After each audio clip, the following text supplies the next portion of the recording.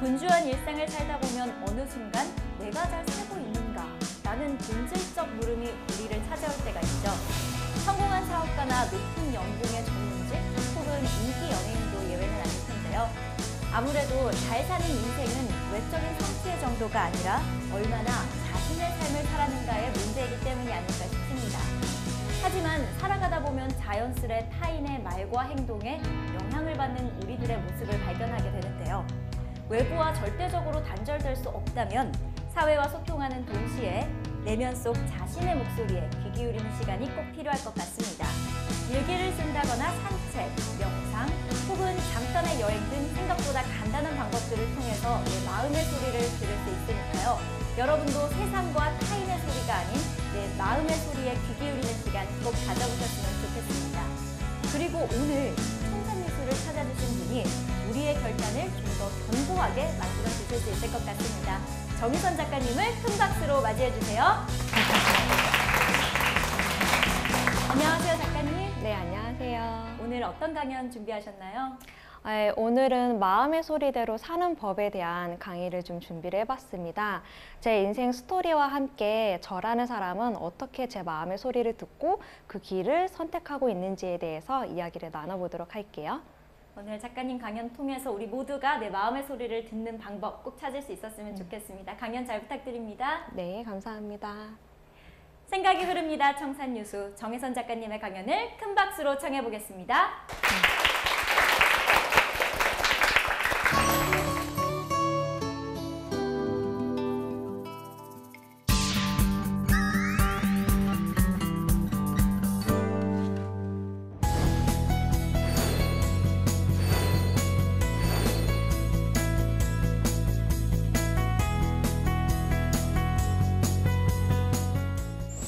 안녕하세요. 캘리그라피 작가 나빗입니다.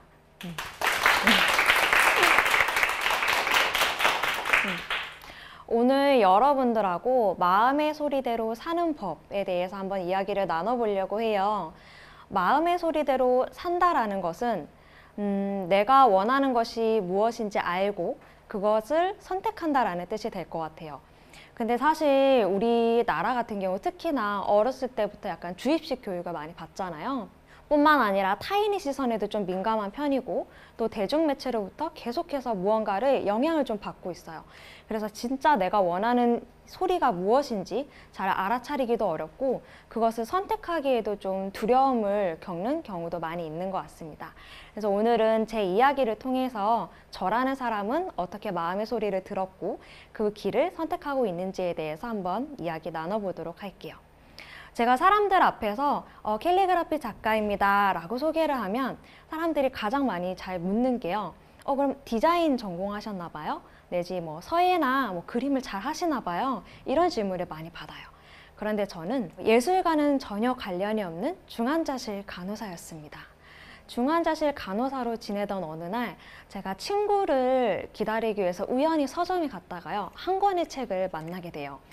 제가 이전에는 책을 사실은 거의 읽지 않는 사람이었는데 그 책을 보고서 처음으로 약간 이런 생각을 하기 시작했어요. 나도 뭔가 책의 주인공처럼 변하고 싶다 이런 생각을 했었거든요. 그러면서 책 안에 여러 가지 또 추천 도서들에 대한 설명이 좀 나와 있었어요. 그래서 이후에 나와 있는 책들을 읽어 나가면서 또 작은 제 목소리를 발견하기 시작합니다. 나도 이 책들이 말하는 그 주인공들처럼 나도 좋아하는 일을 하면서 좀 살고 싶다라는 생각을 했어요. 중환자실 간호사라는 업이 굉장히 보람도 있고요. 또 때때로 즐거움을 느낄 때도 있었지만 이 일을 좀 평생 하고 싶지는 않았었거든요. 그래서 뭔가 나만의 내가 할 수 있는 무언가가 또 다른 게 있지 않을까? 그런 생각을 좀 했습니다. 근데 책에서 보니까 내가 좋아하는 일을 찾으려면 내가 뭘 잘하고 뭘 좋아하는지 계속 경험을 많이 해봐야 된다고 하더라고요. 근데 저는 사실 어렸을 때 학교랑 집만 오가던 그냥 조용한 아이였고요. 많은 사회 경험을 했다기보다는 그냥 친구들하고 소소하게 대화 나누고 그런 정도의 활동을 했던 사람이에요. 그래서 제가 뭘 좋아하는지 뭘 잘하는지조차 전혀 모르겠는 거예요. 그래서 시도했던 방법이 여러 가지 질문들을 좀 찾아다녔어요. 그러니까 책 같은 경우도 보면은요, 나에 대해서 알 수 있는 좀 질문들이 적혀 있는 책들이 있고, 내 적성 검사나 뭐 애니어그램, MBTI 이런 거 같은 검사들을 좀 많이 받아봤어요. 근데 그 검사 결과에 대한 것보다 이 질문들이 주는 힘들이 좀 컸거든요. 질문들이 예를 들면 어떤 거냐면, 상대방이 카톡에 재빨리 회신하지 않았을 경우 본인이 말실수를 했는지 걱정하기 시작한다. 이런 이제 질문을 받았을 때 제가 옛날에는 진짜 카톡에 일이 없어졌는데 답이 없으면 왜 답이 없지? 내가 뭐 잘못 말했나? 막 이런 고민을 하기도 했었거든요. 그런 질문들도 있고요. 또 많은 사람들과 시간을 보낸 후에 에너지가 넘친다고 느낀다. 저 같은 경우는 성향이 안으로 좀 들어있는 사람이어서 사실은 진짜 막 몇십 명, 몇백 명 또 이렇게 막 여러 사람이 모여서 막 북적북적한 곳에 갔다 오면은 집에 와서 좀 이불 덮고서 조금 쉬어주는 시간이 필요해요. 저는 좀 이제 이런 사람이고요. 나는 많은 사람들과 함께하고 사람들이 행복해지도록 돕는 것을 좋아한다. 제가 하고 있는 강의나 전달하고 있는 메시지들이 또 이런 것들이거든요. 그래서 이런 것들을 내가 좋아한다라는 걸 좀 알 수 있고, 취미생활로 악기 연주나 음악 감상을 즐긴다.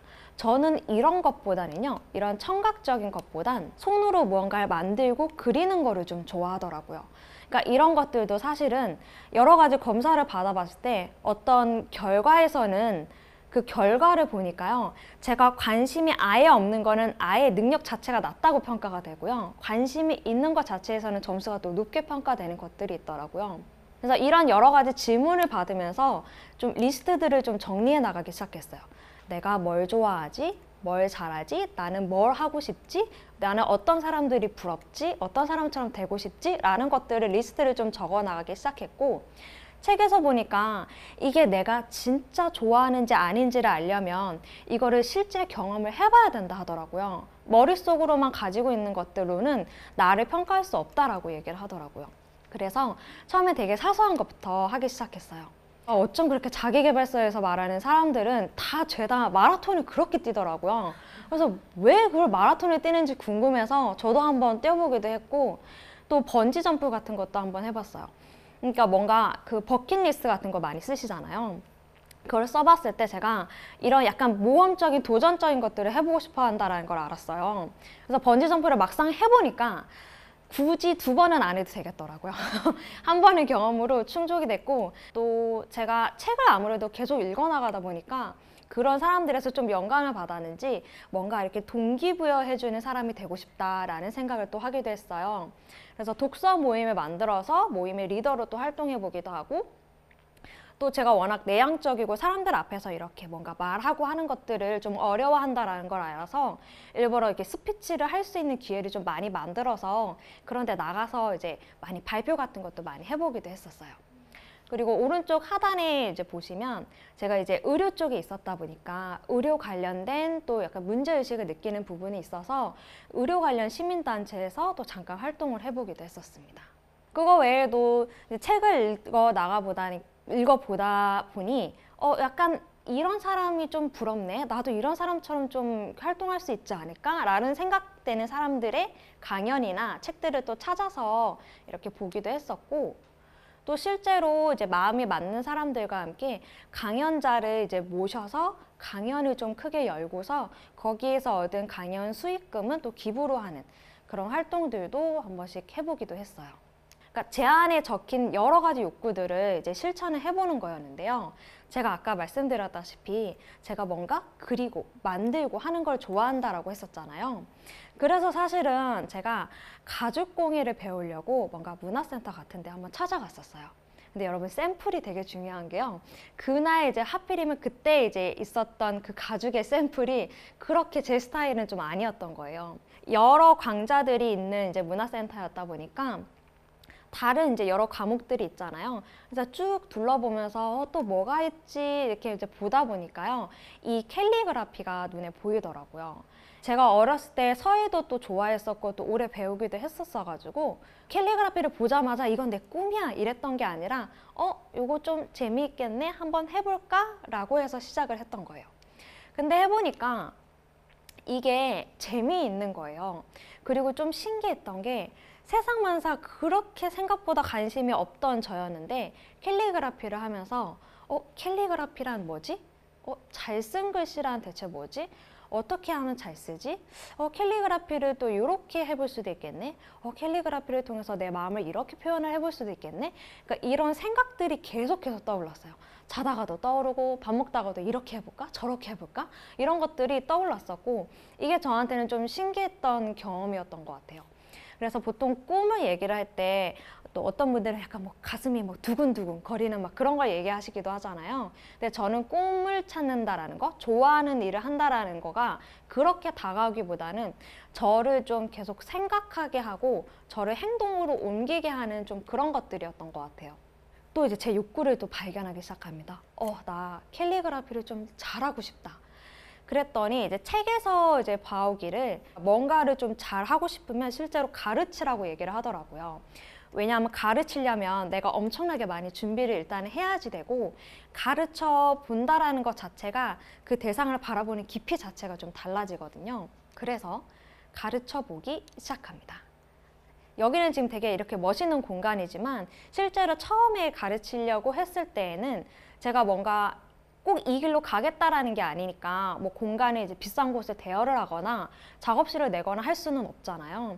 그래서 어디에서 이렇게 무료로 지원을 해주는 공간이 있었어요. 그러니까 약간 매일 뭐 이렇게 로그인해서 뭐 글을 남기고 뭐 이랬어야 했긴 했지만 그런 공간에서 이제 시작을 했었고 진짜 첫 스타트가 되게 감사했던 게 제가 이제 캘리를 하면서 막 시작한 블로그에서 하루 방문자가 사실은 많지도 않았거든요. 근데 그 블로그에서 저의 성장 과정, 제가 꿈을 찾아 나가는 과정들을 소소하게 좀 기록을 해왔었고요. 그러면서 제가 이제 좀 저렴한 비용에 처음 하는 거니까 저렴한 비용으로 강의를 시작을 했었고요. 7분을 모집을 했는데 진짜 감사하게도 7분이 모두 다 모집이 됐어요. 그렇게 해서 강의를 시작을 해봤죠. 처음으로 무언가를 도전을 좀 해봤다라고 할 수 있는데 막상 강의를 해보니까 이게 진짜 재밌는 거예요. 일단 첫 번째로 좋았던 건 제가 제 글씨가 느는 게 보여요. 왜냐하면 수강생들 앞에서 직접 써서 보여줘야지 이게 사실은 도움이 되거든요.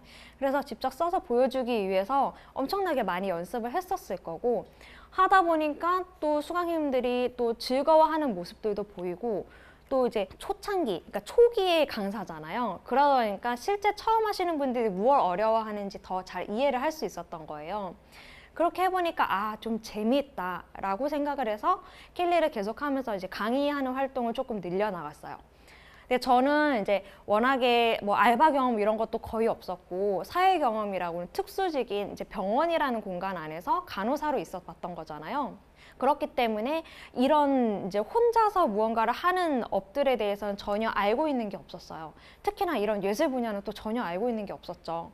그래서 할 수 있는 모든 경험들을 일단 다 해보자 라는 게 제 모토였고 그래서 이렇게 뭐 사설 문화센터 이런 데서도 강의를 해봤고 백화점 문화센터 또 저런 것처럼 기업 출강 뭐 이제 동아리 모임에서 이렇게 여러 가지 형태의 강의를 다 시스템들을 경험을 해봤어요.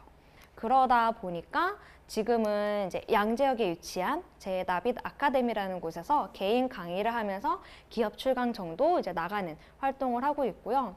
이제 아카데미를 열게 된 거는 제가 원하는 교육 방식을 가장 잘 전달할 수 있고 여러 가지 강의 시스템들을 경험을 해보니까 나에게 맞는 게 무엇인지 조금 더 알겠더라고요. 그래서 이렇게 강의를 하고 있고요. 아까 많은 경험을 해보자고 했었다고 했었잖아요. 그래서 공모전이나 어떤 서예대전, 캘리그라피 대전 같은 게 있어요. 그런 곳에 이제 많은 작품을 내보면서 이렇게 수상을 하기도 했고 또 그러면서 여러 전시 기회도 할 수 있는 건 웬만하면 다 참여를 해봤어요. 전시 같은 경우도 다른 분들이 주최하는 전시도 참여를 해보기도 하고 제가 주최를 해서 이렇게 참여를 해보기도 했습니다. 전시를 하다 보니까 또 요런 이렇게 아기자기한 소품을 만들어서 또 판매를 하면 사람들이 좋아하겠다 싶은 거예요. 그래서 앞에 보이는 이런 부채나 또 옆에는 손거울이거든요. 손거울로도 활용할 수 있고 머그컵이나 또 글씨 디자인이기 때문에 이렇게 수제 도장 같은 것도 만들어서 한번 판매를 해봤습니다. 그리고 이제 그러한 저의 활동 기록들을요, 블로그뿐만 아니라 이제 처음에 페이스북도 해봤다가 인스타도 해봤다가 해서 점점 확장해 나갔거든요. 그래서 이제 거기에서 사람들이 좀 신기했나 봐요. 이렇게 중환자실 간호사에서 캘리란 것도 신기한데 그런 걸 아예 하고 있다 보니까 그래서 좀 많은 문의나 이제 제의들이 좀 들어왔었고, 제가 뭐 디자인 전공을 한 것도 아니었는데 이렇게 브랜드 디자인 작업이 의뢰가 들어와서 조금씩 작업을 해 나갔던 게 지금은 이렇게 좀 쌓여가고 있습니다. 그래서 이렇게 동영상물로도 작업을 할 수 있어요. 동영상 안에 들어간 작업물들이고요. 진짜 신기했던 건요. 이게 의외로 방송 출연도 이렇게 그냥 연락이 오더라고요. 막 그렇게 경력이 많거나 이런 것도 아니었는데, 오른쪽에 보이시는 거는 제가 강의 진짜 사실은 했던 그 첫 해에 연락이 와서 수업하는 모습을 또 찍기도 했었고, 왼쪽에 있는 거는 이제 최근 올해에 이렇게 방송을 찍기도 했어요. 그러니까 세상에 제가 TV에 나온다는 걸 누가 상상을 해봤겠어요. 그러니까 제의를 좀 거절할 수도 있었는데 일단은 그냥 들어온 건 저는 웬만하면 다 잡았거든요. 그러다 보니까 진짜 또 감사하게 출판사에서 연락이 와서 이렇게 캘리그라피와 관련된 서적을 또 이제 낼 수 있었고, 또 다른 책들은 지금 또 준비를 또 해 나가고 있습니다. 근데 그렇게 계속 강의와 여러 가지 활동을 하다 보니까 조금 더 저만의 것을 좀 찾고 싶다라는 생각을 했어요. 왜냐하면 제가 책들에서 봐온 사람들은 그 사람만의 뭔가 특별한 것들을 하고 있더라고요. 그래서 나만의 것이 무엇이 있을까라고 생각을 하다가 이렇게 생각을 했어요. 보통 캘리그라피를 하면 제 생각에는 사람들이 좋아하는 문구가 뭔가 감성적이고 뭔가 약간 오글오글하고 막 그런 문구를 좋아하는 것 같은 거예요.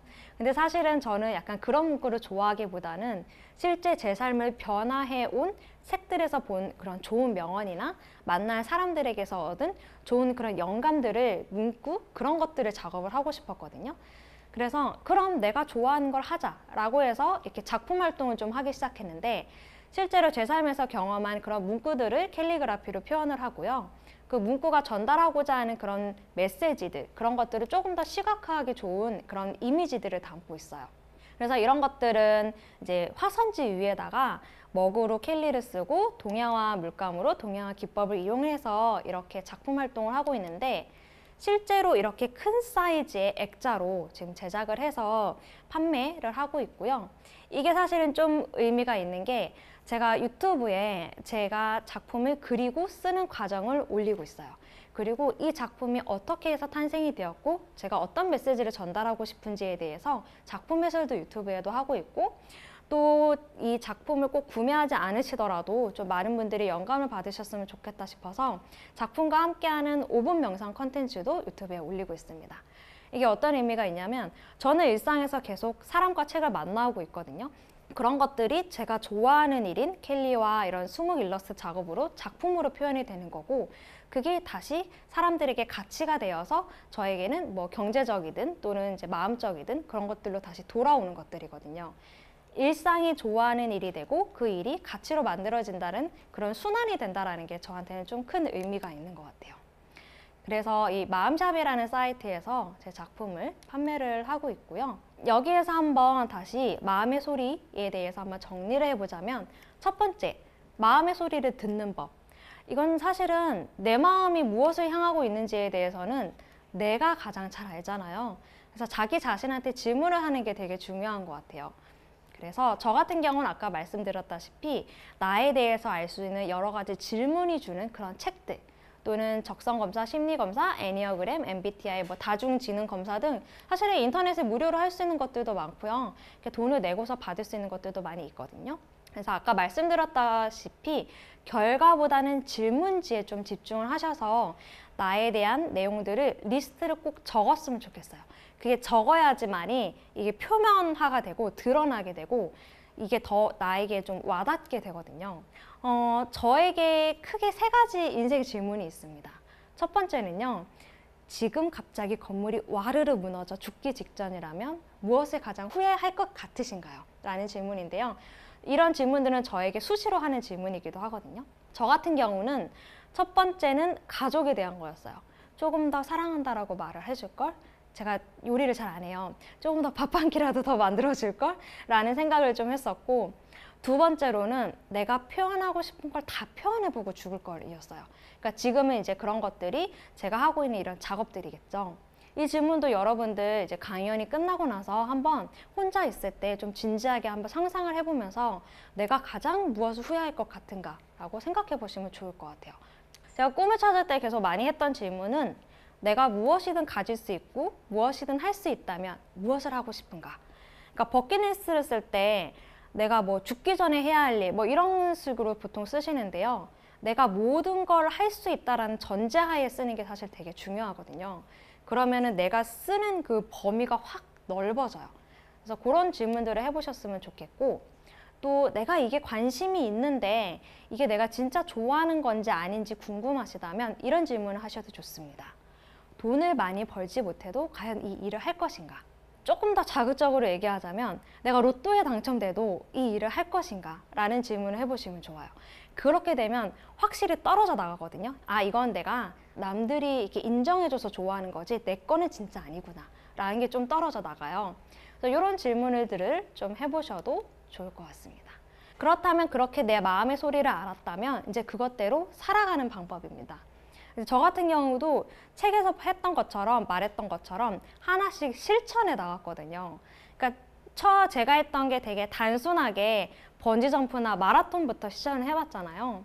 근데 이런 것들이 왜 중요하냐면 아이들이 처음에 글을 쓰고 말을 배우고 하는 그것처럼 되게 작은 것부터 조금씩 실천을 해 나가면 거기에서 얻는 자존감과 자신감이 굉장히 커요.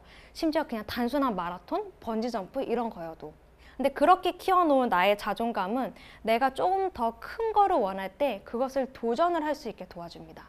그렇게 해서 계속해서 내가 무언가를 액션을 해 나갈 수 있게 도와주기 때문에 작은 것부터 좀 실천을 해 나가시면 좋을 것 같고요. 무언가 한 방을 크게 얻으려고 하는 것보다는 매일 할 수 있는 작은 일을 반복하시는 게 좋고요. 진짜 머릿속에만 담아놓고 아무것도 하지 않으면 아무 일도 일어나지 않는 것 같아요. 그리고 마지막으로 인생의 명언을 여러분의 가슴 속에 하나씩 품었으면 좋겠어요. 제가 앞에 얘기했던 저의 스토리를 보면 마치 제가 힘든 거 하나도 없이 꽃길만 약간 걸어왔을 것 같잖아요. 근데 사실은 SNS를 통해서 되게 이상한 사람도 많이 만나봤고요. 뭔가 이제 거의 비용을 내고서 사기도 좀 당해봤었고, 저도 굉장히 안전에 대한, 안정에 대해서 되게 중요시하는 사람이었더라고요. 근데 꿈을 찾는 과정이 언제 끝날지 모르는 거잖아요. 그래서 혹시 내가 잉여인간이 된 게 아닐까? 내가 사회에 쓸모없는, 내가 부모한테 이렇게 미움받는, 미움은 아니었겠지만 뭔가 효도하지 못하는 게 아닐까라는 자책이 또 많이 있었어요. 근데 그럴 때마다 저의 이제 멘탈을 지켜준 게 이제 책이나 사람들이 하신 그런 좋은 말씀들, 이런 명언들이었거든요. 그래서 이런 명언들을 또 작품으로 만들게 됐고, 사실은 이 작품을 제가 일부러 좀 큰 사이즈로 작업을 해요. 왜냐하면 큰 사이즈를 구매하시는 분들은 일단 한 벽면, 집이 뭐 엄청 넓지 않는 이상은 한 벽면에 그 작품만 오로지 걸어놓고 집중을 하겠다라는 거잖아요. 그렇게 또 크게 걸어놓으면 그거를 계속 보게 되고, 그러다 보면은 내가 변화하지 않을 수가 없거든요. 근데 작은 사이즈로 하면은 또 예쁘기도 하겠죠. 조금 더 저렴한 금액으로 저는 또 많은 분들께 드릴 수는 있겠지만, 작은 걸 저도 해봤는데 이게 금방 치우기가 쉬워요. 큰 벽에다 걸어놓는 거는 웬만하면 치우지 않고 그냥 냅두거든요. 근데 작은 거는 치우기도 쉽고 또 핸드폰 배경화면에다 넣는 것도 해봤어요. 여러 가지 저의 목표들을 적어서. 근데 그것도 배경화면이 보다 보면 이제 눈에 안 들어와요. 내 카톡이나 내 메신저가 들어오지 이게 눈에 익어버리거든요.